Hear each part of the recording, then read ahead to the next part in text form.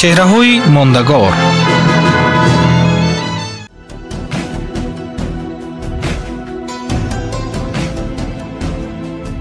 Маздак пешвои мардумдӯсти Эрони бостон.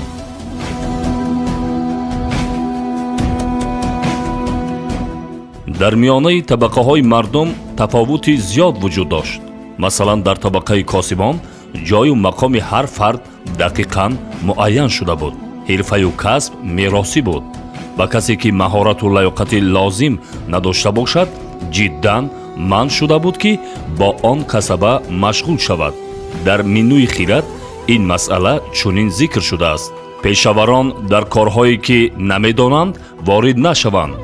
он чи марбут ба пешаи онҳост ба хубӣ анҷом диҳанд ва музди онҳоро ба нархи одилона бигиранд.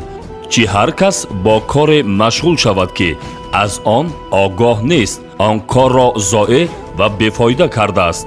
ҳар табақа сардори кишварии худро дошт. аз табақа ба табақаи дигар гузаштани одамон бисёр кам сурат гирифта, он фақат ба воситаи қарори шӯрои салтанатӣ ва имзои шахси подшоҳ сурат гирифта метавонист. табақаи ҳоким бахсус ашрофи сосонӣ аз тамоми табақаҳои дигар духтар мегирифтанд, вале ба ягон табақаи поёнӣ духтар намедоданд. қонуни мамлакат фурӯши амволи ашрофро ба табақаи поён манъ мекард.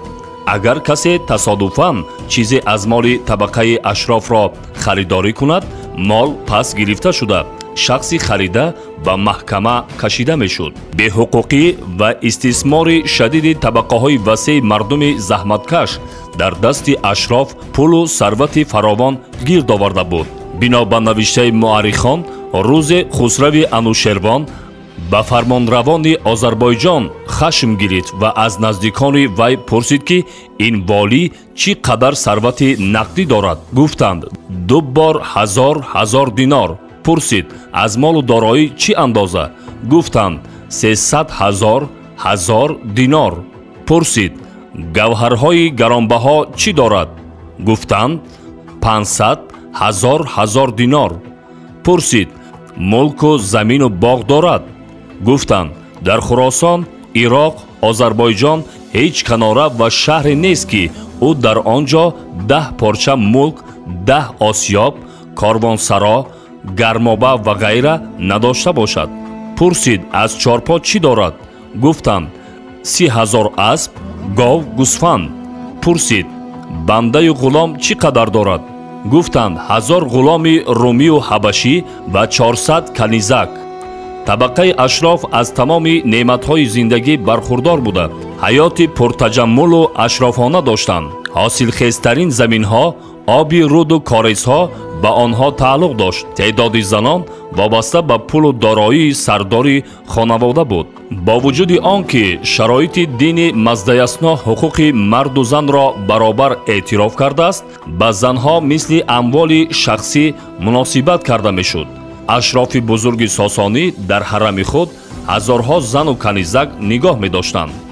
дар ҳарами хусрави парвиз солҳои 591-628 подшоҳи сосонӣ қариб 12,000 зан зиндагӣ мекарданд. табиист ки вақте шахсони ҷудогонаи ҷамъият аз чунин имтиёз бархурдор буданд, садҳо ҳазор намояндагони табақаи поёнӣ на танҳо аз неъматҳои моддӣ, балки аз зиндагии хонаводагӣ низ маҳрум буданд.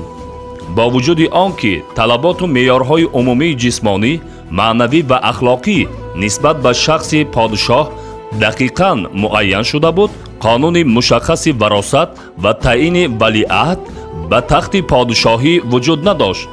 таъини валиаҳд агар аз як су ҳаёти шахси подшоҳро аз ҷониби валиаҳд ва бахсус душманони вай дар зери хатар қарор диҳад, зиндагии валиаҳд низ дар зери таҳдиди доимии рақибон қарор мегирифт. аз ин рӯ аксаран валиаҳд интихоб намекарданд. мутобиқи номаи Тансар, Ардашери Бобакон поягузори давлати Сосонӣ дастур дода буд ки ҳар подшоҳ дар вақти лозима валиаҳди худро интихоб намуда дар номаи муҳрдоре сабт кунад ва он номаро дар ихтиёри мӯбади мӯбадон гузорад. با درگذشت پادشاه موبد موبدان، هیربد هیربدان، سرور آتشکده ها و ایران دبیربز سردار امور اداری شاه را دعوت نموده مهرنامه را باز میکرد و مضمون آن را بیان میداشت.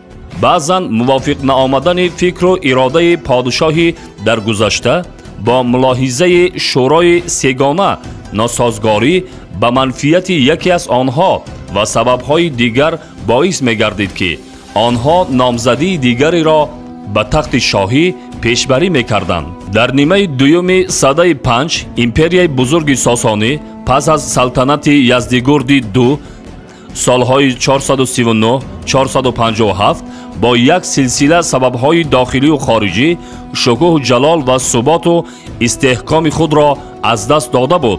از جانب غرب دشمن دیرینه ریم یعنی ویزانتیه به ایران شهر تهدید کرده.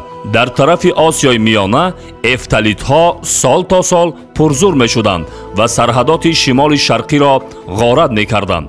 مملکت از جهت مذهب نیز در زیر فشار قرار گرفته بود. موقع دین زردشتی را در غرب دین نصرانی و در شرق دین بودایی تنگ می کردند.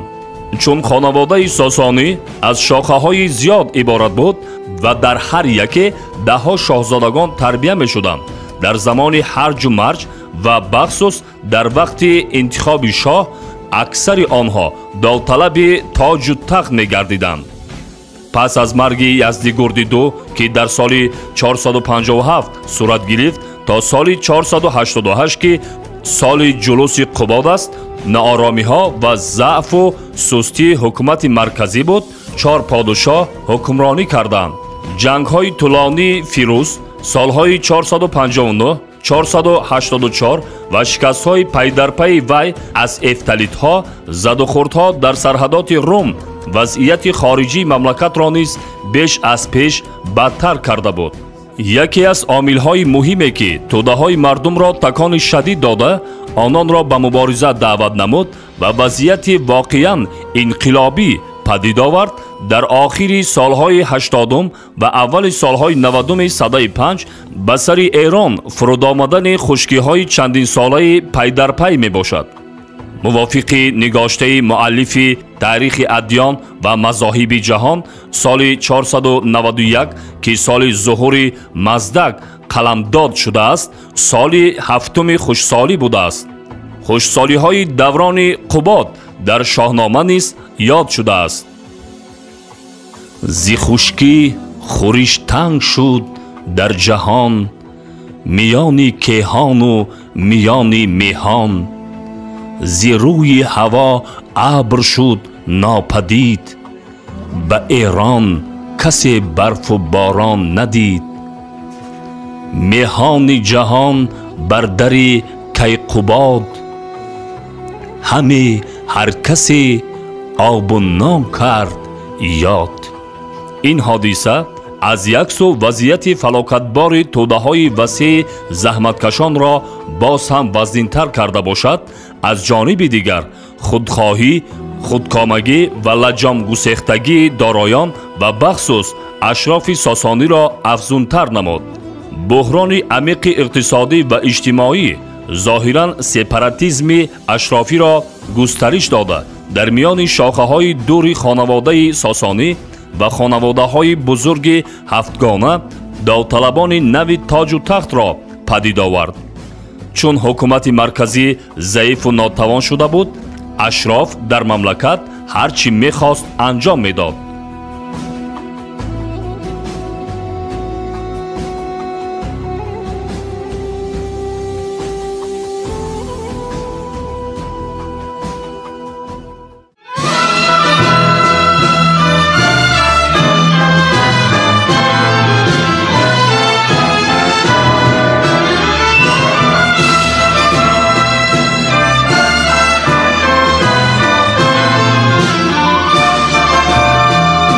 چهره‌های ماندگار.